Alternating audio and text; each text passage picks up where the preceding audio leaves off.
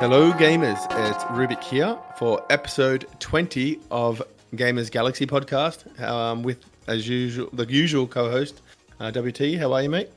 I am doing fantastic. I'm absolutely geeked out about this podcast today, and we have a very, very impressive guest and a very impressive game up and coming with the Bitfry Studios Infinite Victory. I'm super, super excited to dive into this. I did get to play test it, and I love it. It brings back a lot of good memories for me. Yeah. So welcome to the podcast, Ben. Do you want to introduce yourself? Sure. Yeah, I'm Ben Freidlin. I'm the founder and CEO Emeritus of Bitfry Game Studios.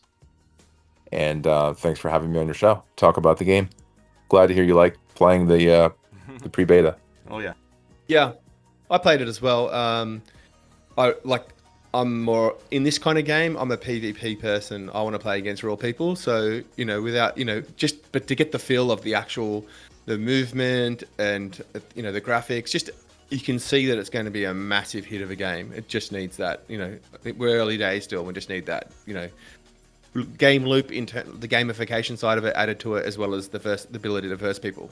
So yeah, once that comes out, obviously that's where it's going. Is it going that way?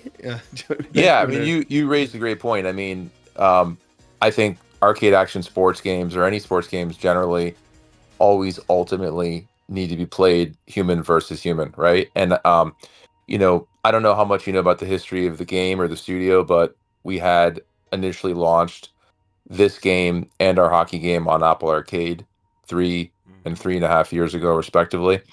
And because of the focus of that platform, being a casual, I think it's fair to say a casual gaming platform on mobile, that there was a pretty big emphasis, especially from us too, on being able to play the game in a single player mode.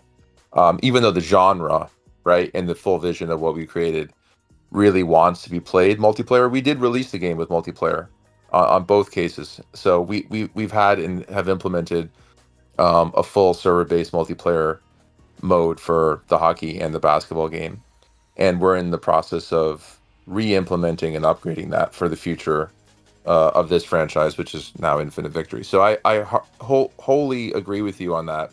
Although Can I I cut think you off also one second? Did you please. say a hockey and another game as well? Hockey and basketball. So it's not just basketball; it's going to be hockey as well, or is it a different game? Or what? This is the first time I'm aware of it. There's because we're kind of coming from like the old world, as I like to call it, Web 2. But we first built a hockey game. It took us about 7 months, which is no time at all to make a game. Yeah, that's fast. Yeah, I mean, so and it, I think we did a really good job in that time frame. It was very high quality for the amount of time we had, and then we pivoted right into the basketball game, building on the same core engine that we had begun with hockey. And it is the same franchise, meaning that the concept of having athletes from other sports in the game loop was in hockey as well. So at that time you had NBA players, you had MLB, NFLPA, all the athletes in that hockey game. And then we moved to basketball, all the athletes moved to basketball. And that's what we have with Infinite Victory here on IMX. We have, if you notice, I'm sure you have a soccer player, you have hockey, baseball, basketball, and American football. So yeah, multiplayer is something that's absolutely critical to any franchise like this. And that said, I also think we borrowed so much from fighting games as well as sports games. I always felt that with this kind of genre, which has a high skill cap, it's a pretty, you can pick it up and play it, but it also can be a pretty demanding game. It's nice to be able to play against the computer, if you will, because it especially in that initial, few hours of playing, you really can get a hang of it.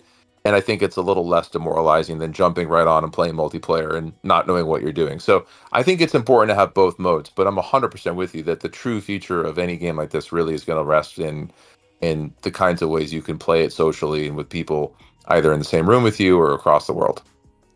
Yeah. I did some digging on the background of your company and where you've come from and stuff, and you were talking about it. I was checking out the Ultimate Rivals game. I liked something that you said. It was in an interview. You talked about it to relate it so people can understand what type of game it was. You said it was like NBA Jam meets Street Fighter meets Rocket League, and what I think that was perfect what you said, because when I was playing it the other day, that's kind of how I felt. I really felt the NBA Jam. I really felt the action packed of like a Rocket League, and you could tell that there was definitely some room to put some fighting aspects, and that there's a lot of different scenarios you can do. And I want you to tell it because you're going to frame it better. But what is your inspiration for going with this genre?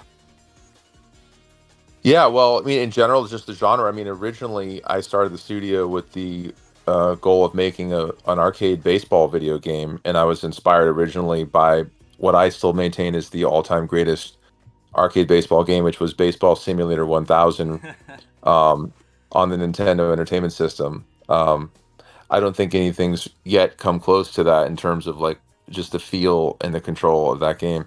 And my vision was to make a baseball game that felt like that, but that was set in the past and had a sort of RPG historical element to it, sort of like the movie The Natural was inspired by that. And ultimately, after toiling away and trying to make that happen, we ended up releasing hockey games set in a dystopian future in a sci-fi universe. So things kind of went in a different direction, but the core spirit of it never really changed, which is that I felt that like the consolidation of AAA game publishers and also sort of the dawn of like what I call peak realism and graphics processing took the focus away from the gameplay of sports and really put it on the recreation of commercial broadcast sports and trying to kind of make people feel like they were playing an ESPN broadcast, which is understandable. It's really cool. It's something that we would aspire to do once the technology came out. But what happened was all of those cool games like NBA Jam and Street and the midweek games and even the Mario sports games, they all just kind of, for the most part, disappeared. Right. And I think, sports games began to feel more like, I mean, they began to feel more like cutscene, CD-ROM, full motion video, games from the '90s, in the sense that like you just lost that tactile immediacy that you would find back then and still today in any fighting game, right? And that's really where the inspiration for the Street Fighter reference came from, was not so much the combat element, although there's a little bit of that in our hockey game with checking. And certainly you can get that feeling with the blocking in basketball, but really the window of immediacy, the necessity for timing around moves and countering, a sort of strategic depth in how you play the game, which I don't think, and this is no critique, but I don't think you'll find so much of that in NBA Jam. I mean, a little bit of it there, but we wanted to take that and really go much further with it and make the game feel like something that you could become a competitive master at, that would take a lot of time. And even after having done so, you might meet someone you'd never met before who just completely unraveled everything you thought you understood about the game. That was the real vision. Interesting. So, obviously, we like to ask where the influence of the game comes from. So you've kind of like covered most of that, but also the NBA Jam side of it. You've just hired, the ex voice or the voice of the original NBA Jam. I guess that's part of the inspiration, is the sound and the nostalgia of these types of games. I assume that's what you're going for there. Do you want to explain to us what other Sure. influences as well? Yeah, definitely. I mean, NBA Jam is a huge influence. It's got to be the biggest influence from just a pure IP, name recognition standpoint. I think gameplay wise, NBA Street 2. There's a little bit of inspiration. I mean, we didn't really copy anything directly, but it's a genre where a lot of things are just copied over time. And Street 2 is a big one. As far as Tim Kitzrow goes, um, I had the opportunity to meet him fairly early on, and I resisted the idea of bringing him into the project because I didn't want to just take a direct lift of something from Mm. another game like Jam and just be like, oh, we put Tim in the game and like he's doing the same thing. That felt like everything else we were trying to do. We're inspired by something, but we're not trying to create a copy of something. We're not trying Mm. to just update something or make a retro play at all. It had to be innovative and different. And that's why with Tim, and I don't know how much of this has been communicated in the Web3 Infinite Victory world of the story versus the original Alternate Rivals, but the real goal of this is to have Tim playable in the game. So as of right now, like Oh, we've modeled him, we have his character concepted out, and the idea being, and I'm gonna just stop short of like making promises about anything just because of the nature of just the nature of game development. Like nothing I'm let's saying is a promise to a consumer or anything like that, or let's anyone. put this disclaimer. We forgot to do it at the start. Anything you Yeah, say is yeah, not to be taken as it will be in the game 100%. It's all right, in. We all know it's in development, and things change for whatever reason, from whatever exactly. standpoint. And so if you say anything, it might not come to fruition. So yeah. Yeah, it's early. Yeah, So It's early. oh, it's you mentioned something about story there. Is there going to be a story to the game as well? Is well, that what you're yeah. I saying? mean, there was a story. We actually put together a comic book arc, 5 issues around Ultimate Rivals, and for me, Ultimate Rivals and Infinite Victory, they're the same game, right? They're it's just a reframing of the IP name as we moved into this space. But the work we did, there's no part of it really that we shed whatsoever. So not to confuse people, but we put together a comic book arc, and there's a backstory about why all these athletes are playing against each other in this very futuristic dystopian themed game. What's the story behind it? And there's an evil, there's an evil AI character. There's Mm. an evil, future dystopian corporation. We drew some inspiration from, things like Blade Runner, and you can see a little bit of that in the launch trailer for Ultimate Rivals, the court that we released when we were on Apple Arcade. You can see a little bit of that in an animatic that we put in the front of it. Um, and I think that with gamers, I don't know, they don't really care about stories in games that are not RPGs, that are not deep RPGs. But I also felt that it's okay if people skip over it. Having some kind of conceit is important. It doesn't have to be laced into every element of the game. It doesn't have to be something that you need to know about. But I think it's important just to have a cohesive product and a cohesive universe that you're escaping into to play, that there is something there that you can dig into. Plus it makes it nice for marketing, and also opens up the potential for crossovers from other IP, whether it's in the Web3 space, which is something we're looking at doing right now.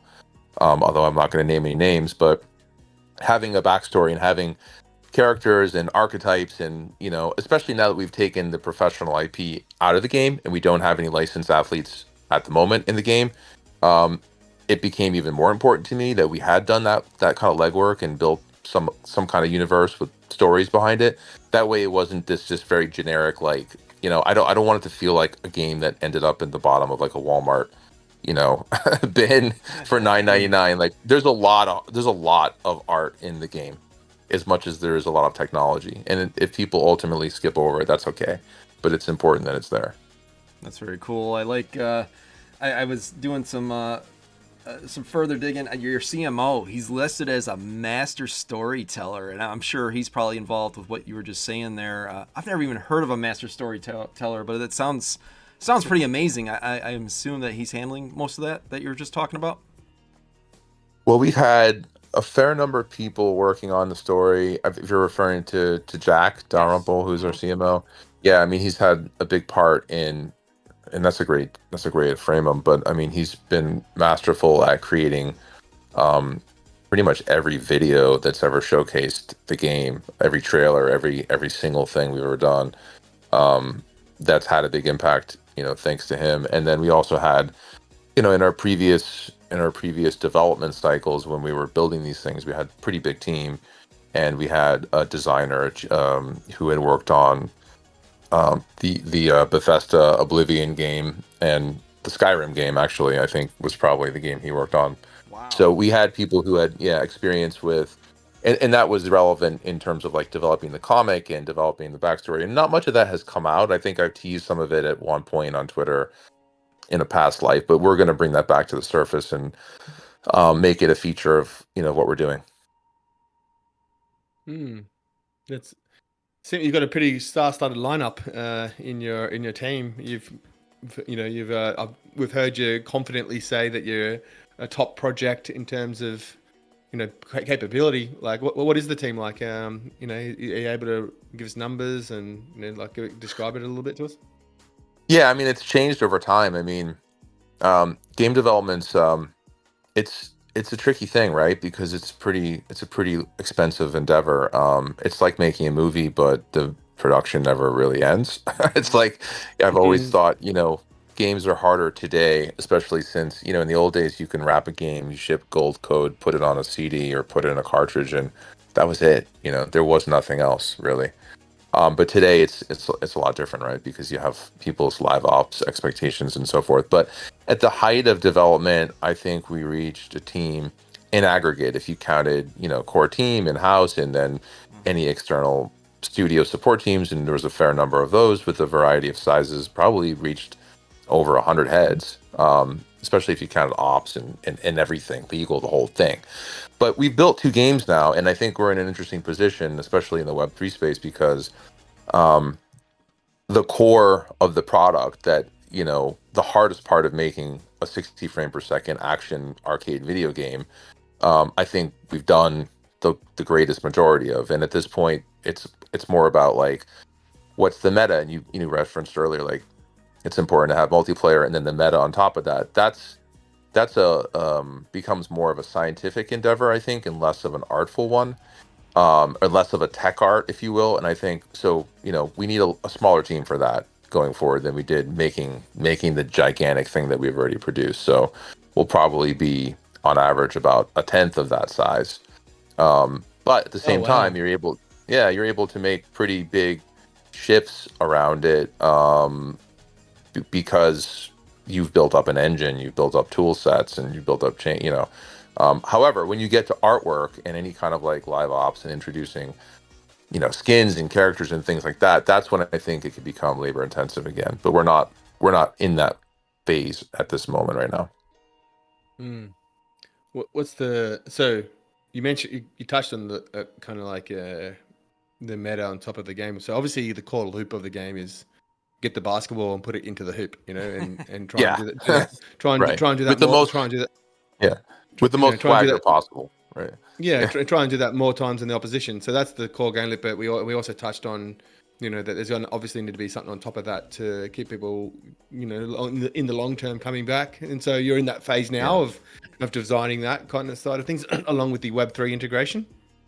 Yeah, exactly. Okay. And I think one of the challenges with a game like this is like there's just so many potential ways to go, right? I mean, it's not a reminder, it's just not just a basketball game, but it's a basketball game in which you could play 3-on-3 with 3 hockey players versus 3 hockey players. Like, that's a thing, that's a possibility.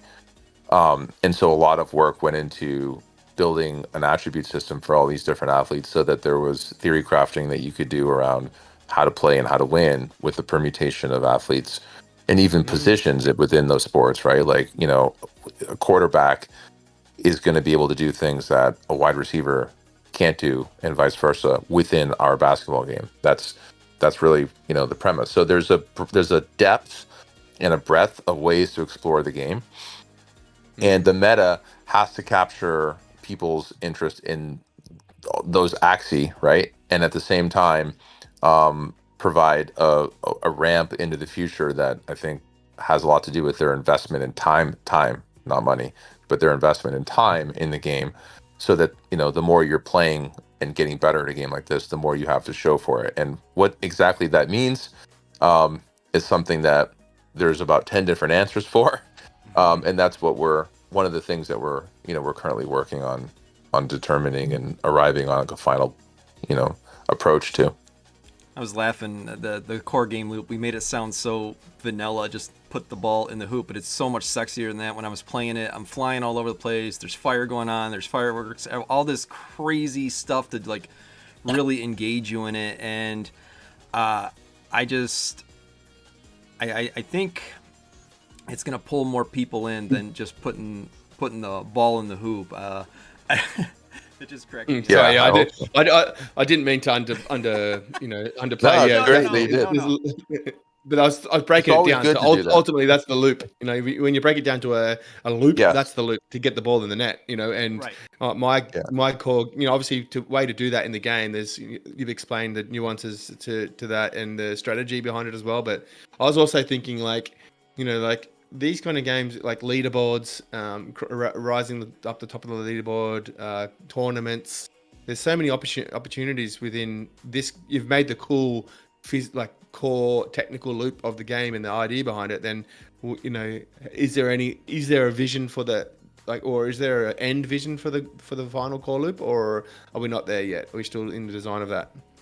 So when you talk about the final core loop in terms of like within the context of just one experience, I mean, I actually believe so within the pre-beta or whatever you want to call the build that I think you just played, there's a training mode and there's a tutorial mode, which is pretty standard in any game, and then there's a mode called time attack. The training mode I borrowed from the idea of the dojo in Street Fighter and other fighting games where you start out, you're just one character, you're on the full length basketball court, and you can just sit there and play for 10 hours. I mean, it's meditative if you want it to be, right? You could just sit there and shoot hoops.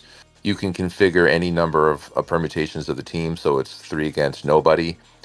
You could just do that to practice your alley-oops. Basically, it's a mode where you can explore the full extent of what we built and practice it and get really good at it. But it's also a mode that we use to come up with new modes. And one of the things I didn't like about what we initially released on arcade, because we just, we had 14 months to make the basketball game, and the core game loop for that build was if I'm not mistaken, it was like a 3-minute 3-on-3 basketball game. That was it, right? 3 minutes, you're done.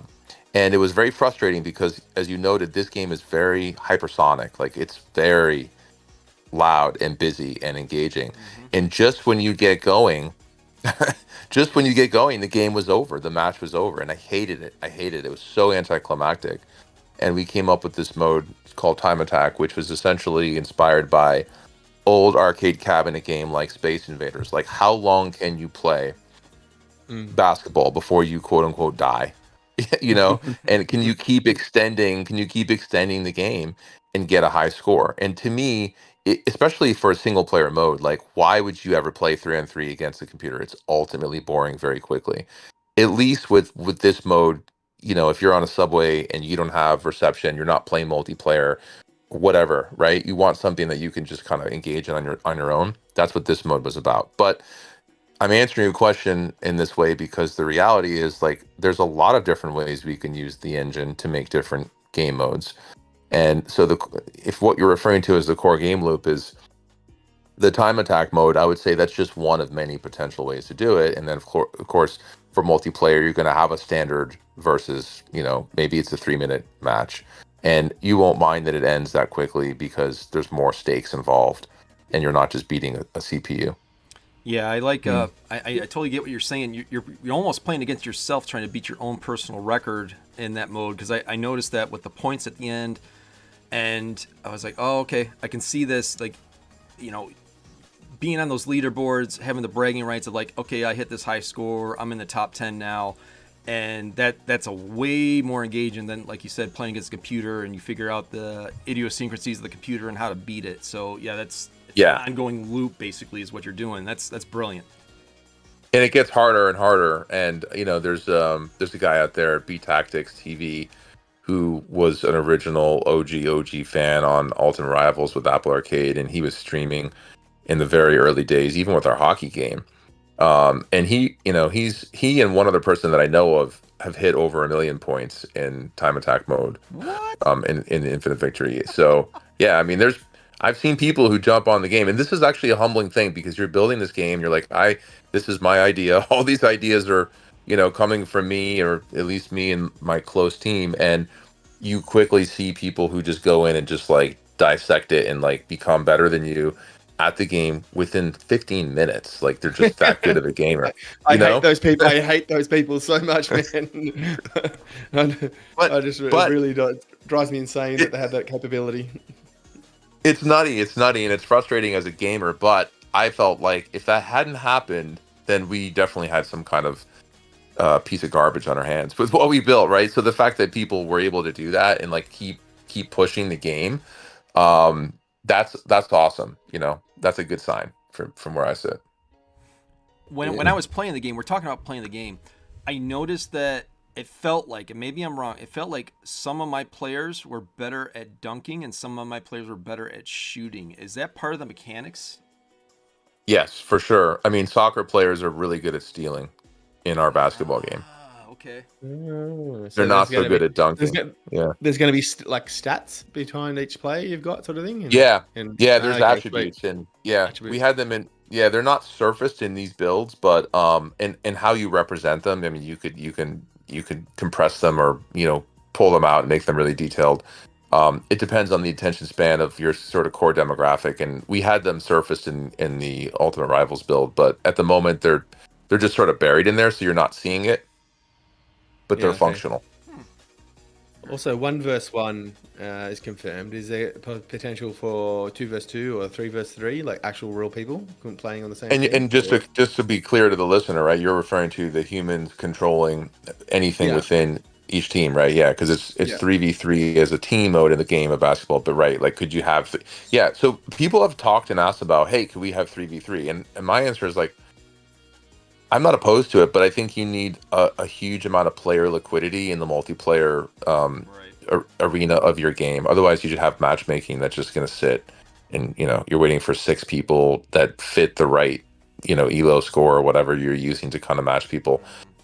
So yeah, it's a holy grail. It's like I think if we get to the point where that makes sense, then we've really reached a level of market penetration and player volume that's a great success, and that would be an awesome thing to do. I think the game would be a little bit different, and I'm not sure. I think it's for the players to decide, but like building it, it's actually pretty easy, right? Because you're turning off all the AI. There's no AI at mm, all. yeah, yeah. That'd be interesting to see. So am I getting this right that if the game's a raging success, and there's enough asking for it from the community, it'll be put on? Is that what you're saying? Well, Is the that only right? thing I would modify is when the game is a raging success, not There you if it go. is. But There you other go. than that, I love everything it. you said I is love it. I love Boom. it. Well, I have to concur that's what it's obvious that it's going to be a raging success. It's as soon as you turn on the ability for me to play WT and dunk in his face and laugh and yeah, stream it and say, yeah. look, I'm higher than the leaderboard than you, and I've got and collect it and own the characters I'm collecting. It's just the perfect game for blockchain, because it really will be a success. It's obvious to anyone as long as you, I guess, actually you can't really say that because you just never know. But like, out of all the Oh games yeah, I've played, out yeah. of all the games I've played so far and seen that's getting built, it's like a top tier S tier. I see all those I all appreciate those that. Yeah. all those tier list games, and they don't even have infinite victory on the list half three quarters of the time, and I'm like, yeah, you're gonna be. It doesn't matter that you're not there because there's a little point No. 0.001% of the people we want to be playing this game. So it's going to Yeah. be, who cares if you're on the tier list or not? But they're going to be their mind's going to be blown. Well, two things. One, you're right. I see two challenges. Like, making an exceptional game is absolutely monumentally difficult thing to do, and then marketing and driving the adoption of it is also a really challenging thing to do. So I didn't mean to say that as if that's an easy thing to do, because it's certainly proving to be difficult, and it gets harder with the more people are playing, or more players in terms of publishers or developers or titles or whatever are in any space competing for attention. But that's sort of like the world we live in, right? Like, the democratization of all the development tools allowed for so many people to make better and better products, but the inverse of that is that you're competing for attention. But to your point about the tier list. Yeah, we're not on a lot of these tier lists, or we're, you know, when we're ranked, we're put in the I don't know category, and I that's see that. it's frustrating.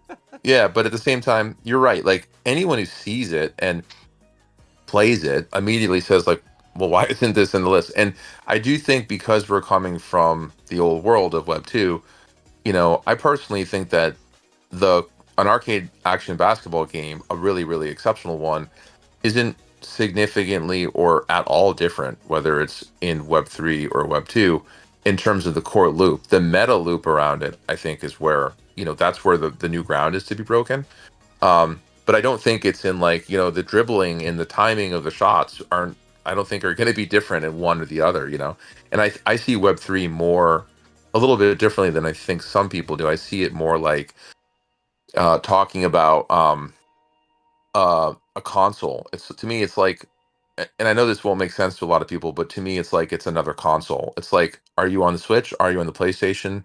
Are you on the Web3? Now, it doesn't line up 100%, but I think that's really what ultimately it boils down to, at least at the moment. So to me, the game is set up to be good in both places, and it's a marketing exercise in terms of getting more and more people to put it in the right, perspective.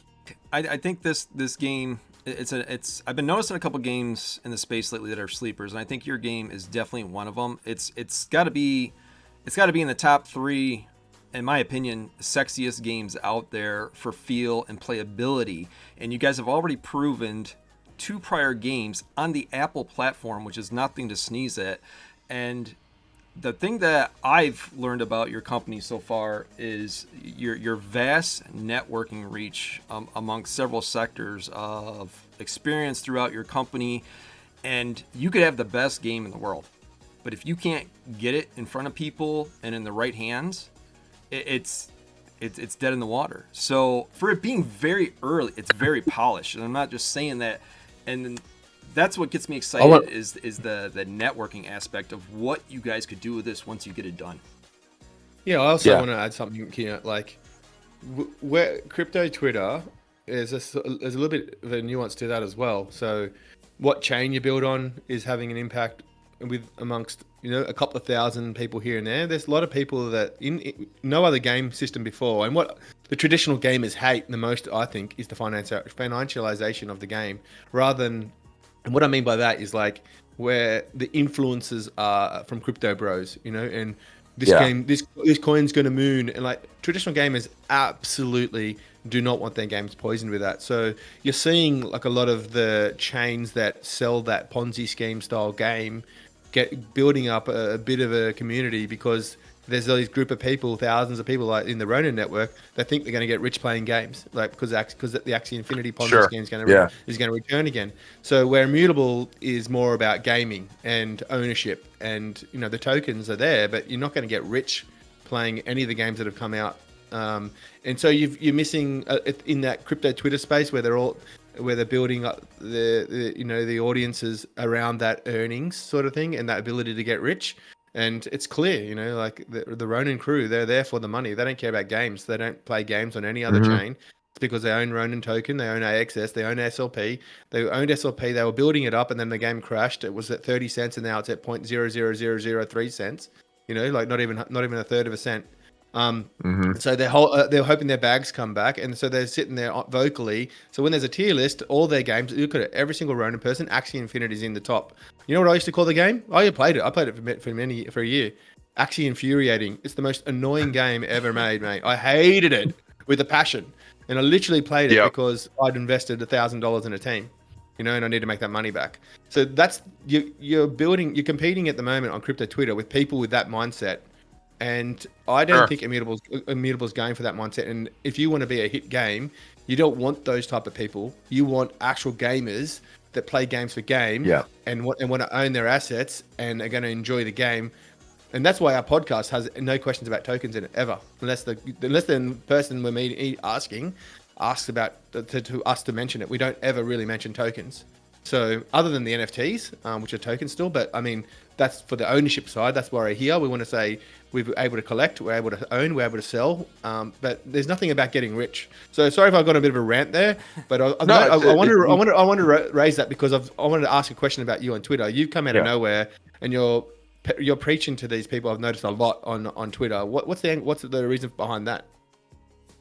When you say preaching, I'm seeing you go into the threads and say, "Hey, this is our game. This is our game. Where they're going to be the best. Where and trying to cater to these crew. What's the angle there? You trying to?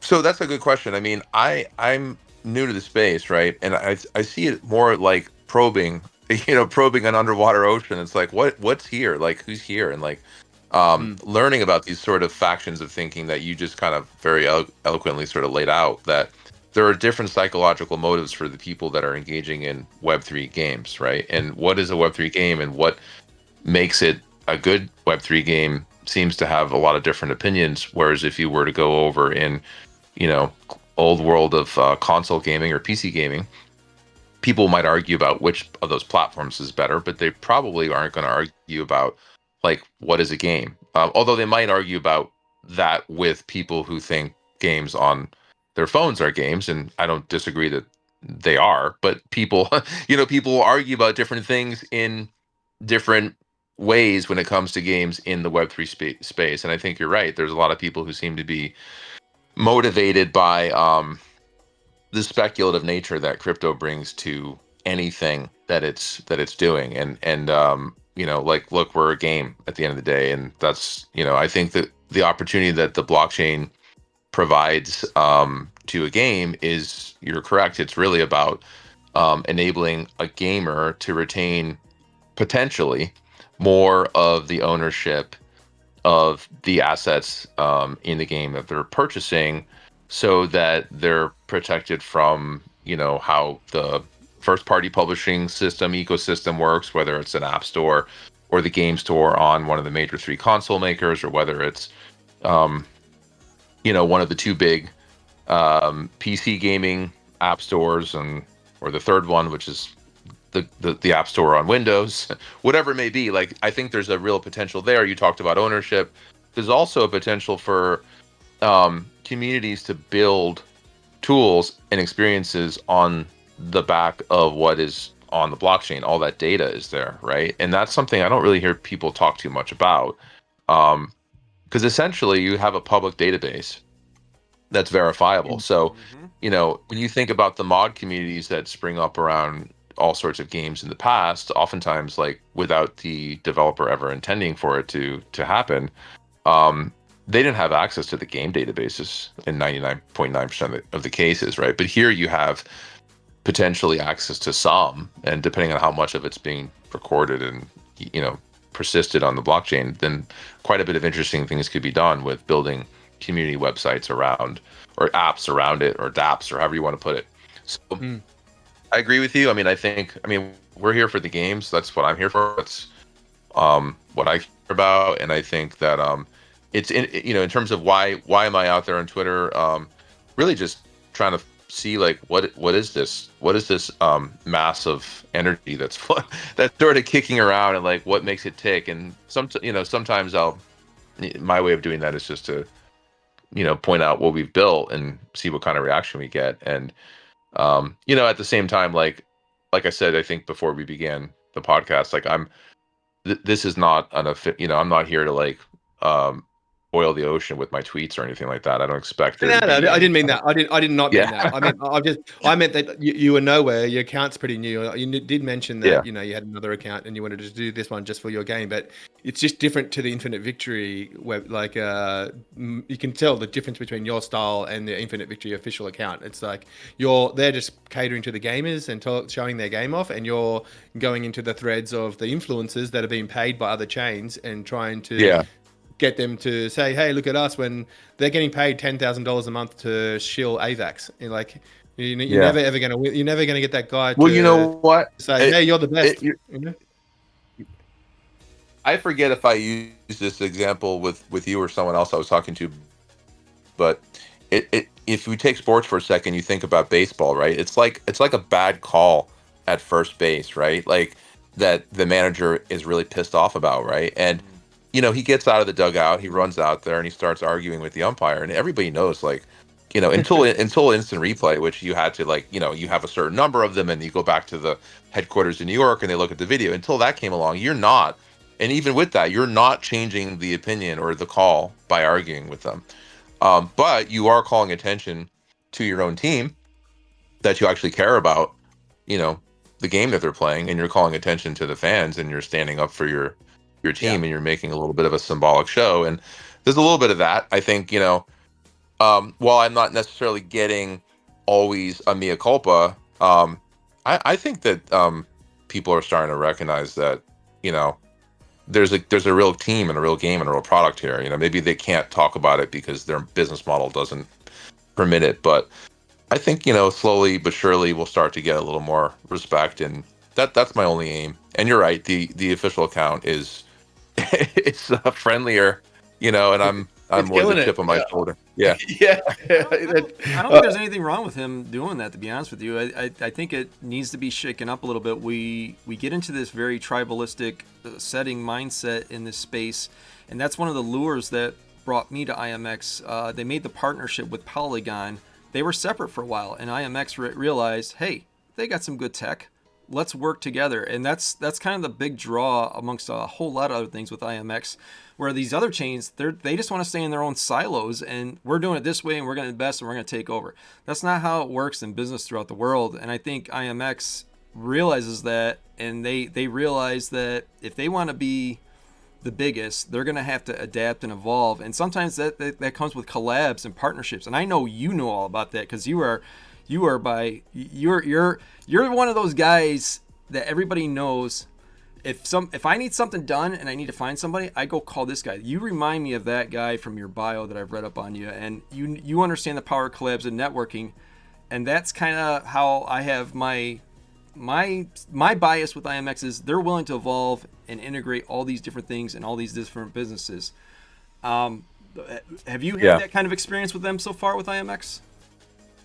Yeah, well, look, I mean, we came out of a relationship with Apple. That's a pretty high bar, right? Oh, so yeah. I mean, that's like the biggest adult in the room, and I have nothing but appreciation for the opportunity that they gave us to make those games. And even though it didn't last as long as I had hoped, reality is that when you go into a space like crypto, which is forgive me for anyone listening, but like it's like walking out of the Waldorf and stepping into the the gutter, and you're like, you have to like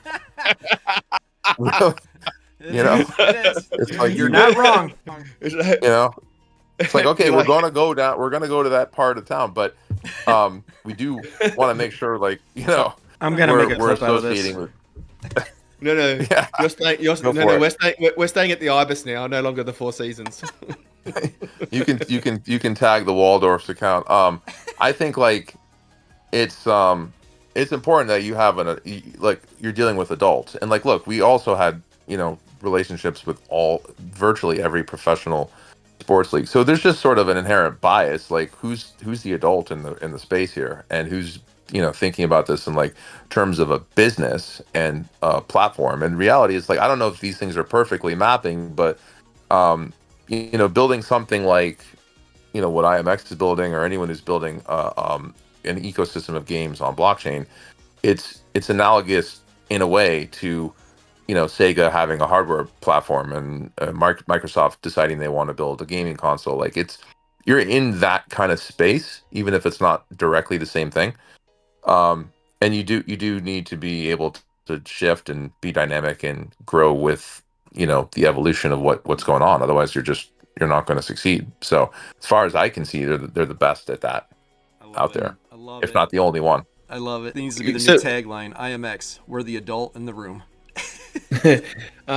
So in terms of the partnership, obviously Immutables announced before that you're published by them. What can you go into? I'm sure you're not allowed to go into full detail, but how does that look like? Where does the roles change from what with the game that's published by blockchain, rather than a game that's just building on a chain? Well, I don't know if I have Yeah, I don't know if I have the like technical answer to that correct, so I'll just give you my sort of holistic answer, which is just anytime I think a studio is self-publishing, they're handling every aspect of the release and the communications with press partners, influencers, you name it, and probably handling all the technical implementation on the platform with the most minimal amount of support, or support that is community driven, or support that's given sort of out to everybody. But I think if you're being published, you're getting just a greater degree of there's more of a direct relationship there Okay. Yeah. Okay. in the most general sense. What's it like working with them?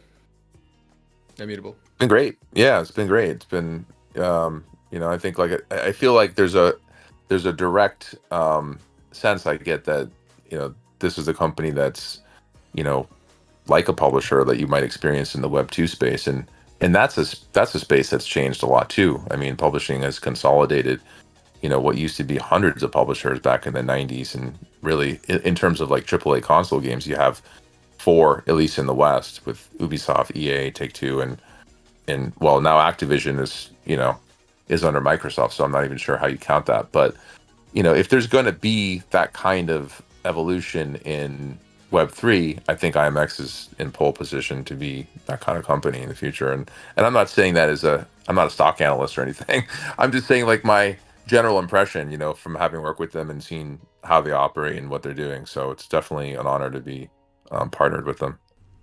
Is there anything that, and we're not trying to be negative here, is there anything that you would want them to do more of, or that they can improve on? We try to see both sides of the angle here and not be super hype boys with IMX. Yeah, no, I don't have any negative answer to that question at all. I don't. All right. That's good. Yeah. Okay, let's move on to the fun part everyone's been waiting for. We asked Can I interject? I gotta ask one thing before we get into that. So, all right. One funny thing I seen about you, it cracked me up. You said that you're like the master of. You mentioned the game earlier, the baseball game. Baseball Simulator 1000. Yes, is the bounty still up to take you down? Absolutely. No one's beating it, huh? No. I had one guy on my team, awesome dev, awesome designer, de facto designer, and just one of the core people who helped me make these games. And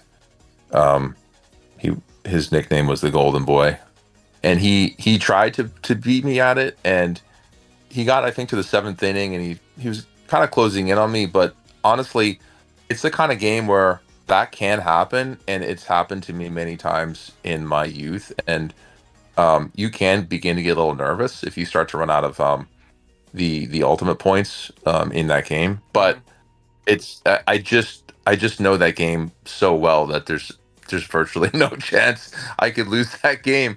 So I was a little disappointed that in the entire time that I had that out there, very few people really tried to I say maybe it's just been total. It's like it's an old game, and I think people who were not from the 80s probably would look at it and be like, how do I play it? So it has that going for it too. Nice. Interesting. Okay. I just want Yeah, to say, if you want to meet up in New York someday, bring an NES, or you want me to bring? I have the cartridge. We'll play it if you want to try to beat I me better at start it. practicing. Yeah. Okay, so Yeah. the 10 questions, 60 seconds. You've got it. You cannot go for too long, so you really got to try and get down to one question. There's no wrong or right. If you don't want to say it, you can just say pass. So let's go. Sure. So what do you prefer to do? Watch sports or esports? Do I prefer to watch esports or traditional sports? I still prefer to watch traditional sports. Yep. So do you prefer to play sports or video games? I prefer to play video games. So what's your favorite video game currently? My favorite video game currently, I guess at the moment I'm playing the new Mario, and that's pretty impressive. I mean, I know it's yet another Mario, but they did a really fantastic job. Cool. Messi or Ronaldo? Oof. If you don't, Do you know who they are? I guess Messi. No, I know who they both are, of course, but I guess I would say Messi. Messi, just based on some of the shots that I've seen him take, and I mean, it's kind of picking between two goats, right? So Yeah, it's very hard. It's a great question because there's yeah. polarizing. Xbox, PlayStation, or PC? I should. Yeah. Well, I have a preference, and I think it's PlayStation. All right, Because I let's go think on. there's just yeah. We don't Yeah. have time for my reasoning, but go on. Well, you can give a reason. Go on, give a reason. I just think there's more artistic, um, curated. I mean, I'm going to get myself in trouble if I ever need anything from Microsoft, but yeah, it's just something there that's just a little more tech art and less corporate-y in some of the gaming offerings. But Japan I don't versus know. The people USA. at Xbox work hard too. Yeah, Japan has something to do with that for sure. Japan versus yeah. Okay. Books or movies? Books or movies? Movies. Favorite movie? Favorite movie is The Natural, with Robert Redford. Ferrari or Lamborghini? Ferrari or Lamborghini? Never driven either. I mean, Me, isn't me isn't neither. Lamborghini owned by Sorry, isn't Lamborghini owned by aren't they? I guess Ferrari because they're still Italian owned, right? Lamborghini's Italian. I don't know. Yeah, so Ferrari. No, I Favorite think they're ice owned cream by flavor? Audi and Volkswagen. Are Yeah, they? I didn't know that. yeah. Favorite ice cream flavor? Favorite ice cream flavor? Chocolate. Not bad, Me not too. bad. One word to describe Elon Musk. Bold. Wow, nice. So, that's our favorite question in the whole segment. We get some crazy ones. Yeah. Bold. Yeah, Yeah. it's very accurate. Video game that popped your cherry. The aha moment of Uh, games. Probably was Hitchhiker's Guide to the Galaxy. I mean, Wow. it's an Apple TC game, yeah, from Infocom. Do you want to My actually only add comment anything? is I'd like to, Yep. yeah, I'd like to change chocolate to rum raisin. Is there anything that you want to say about the game that maybe we left out that you want to leave on today? Well, not really. I think you really kind of hit on all the great things. I mean, I'll say one thing, I guess. When we were making this game, it was never enough. I always believed that every time I saw a build of it, it had to be pushed further and bigger and more in your face without losing its footing, right? That's why you can slam dunk full court in the game and it doesn't feel like a gimmick. So that's my final thought for today. Awesome. Exactly. Yeah. Why I shouldn't appreciate be you able having to- me on. I really do. No, Yeah. thank you for coming on, mate. Much appreciated. You spending an hour with us today. Awesome, and we really look Yeah. forward to playing the game when it comes live in 2024, Yeah. 2025. Where are we looking at for? Oh, potential- I think hopefully 2024. Cool. Oh, wow. Yeah. And it's been a pleasure. Thanks for having me on. Hey, thanks for coming on. It was a blast, and hope to talk to you again down the road. Absolutely. All right. Have a great evening, both of you. See you. Bye bye.